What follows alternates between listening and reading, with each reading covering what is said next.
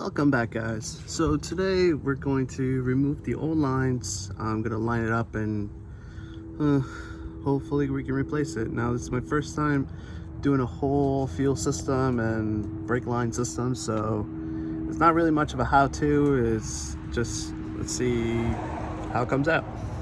Let me show you. So we got our lines going straight to the front, just as such. Now what I'm gonna do is I'm gonna take the line out of the filter that you see there, and I guess I'm gonna go one by one just to make sure I don't confuse them or mix them up. Well, I'm basically gonna replace this line, which is the brake line that we made last time, and just run it all the way to that T over there, and then out and across. I don't know if you guys can see that. There we go. Out and across to the other side, to the driver's side. And hopefully we can get that done this weekend and then put our gas tank back on and all the suspension bits. So we can finally put this girl on the road. Now I'm basically doing this on my driveway, so I don't really have a garage to work on. So a lot of people probably relate to this, and just to show you, this is basically how much room I have to work with. Yep, all on jack stands, so I gotta get this out. So I need to say this, so I'm not a qualified mechanic. Take what I do with a grain of salt, I guess. This is more of entertainment. And now if you know what you're doing, let me know in the comments below if I'm missing something as I go along, because, you know, we're just learning. This is a project. So follow me through this. Let's see how it comes out. After much trying, I was able to get this out. I don't think the cold's helping. It's very rigid hose. But anyway, so we got our last hose out, and that's it. That is our last fuel line. That was fun. So we got our 3 lines, 1, 2, 3. Then there's just 2 brake lines, one going straight from the ABS module, which I think I want to delete, and then the one going across back there into the driver's side. Last time we sprayed the undercoating, basically where it gets covered by the fuel tank, and I think it came out pretty great. What's underneath the rest? Yeah, I think it came out pretty good.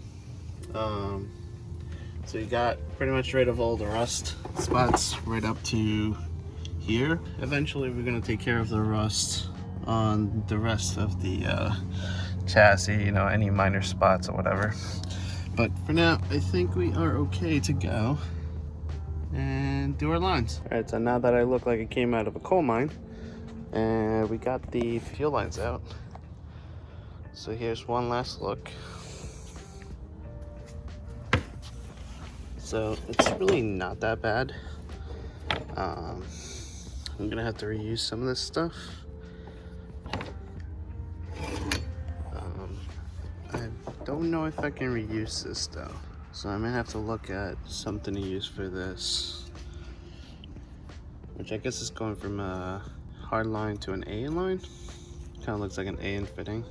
That looks terrible though. And that's it. Now, what I am noticing is that towards the rubber side, there seems to be like a dimple back here. I'm not sure how I'm gonna get that done, or if I even have to, but this we can probably replicate a little bit. So I'm gonna do a little bit more research on that and see if we can replicate that. Yeah, so I'm gonna go build that, but first let me show you guys how the bolts came out. Alright guys, so remember last time when I showed you what came in the kit? These were pretty much about 1/4 inch too short, so we're not going to use the ones that came in the kit. I basically repurposed the old ones. They seem to be in good condition, so that's okay. I did the rust conversion. In case you haven't seen that video, I'm going to put it right up here. I did some rust conversion, and I sprayed it with some of that chassis black from POR 15, and I think they came out pretty good. Now I'm sure you're gonna get a little scratched up maybe, I don't know, we'll see once we start torquing them down. But if you're interested, all I did was take a Q-tip, jam some paper towel in there and just basically screw it into the nut, just like that. So that way the threads are nice and clean and we can coat all around it. And as for the nuts, the bolts, all I did was just put a hole in there, a little slit, and then push down the bolt. So that way, I'll take one out for you. That way the threads are messed and it holds the bolt in place so you can spray it. And that seemed to work out. Now the other thing I wanted to show you guys is I got a bit of a shipment from Nissan and I'm kind of excited about it. So apparently I was able to get some of the washers that here's the part number if you guys want to. These go at the end. If you recall, I was going to reuse the old one at the end of the splines, like towards the axles where it holds. Actually, let me just show you. So I was going to reuse the washer that's behind that nut, because we used the brand new nut. So I looked around and I was able to find new washers. Not that it matters, but they are in a better condition. Now apparently I was also able to find some new of these cabs. Here's the old one for comparison. Doesn't matter, not really, but hey, shiny new stuff, why not? They weren't that expensive. Now I also looked at the factory manual. You're supposed to put the washer, then the nut, and then there's this insulator, just kind of like a little felt piece. It's almost like it's not rubber, but anyway.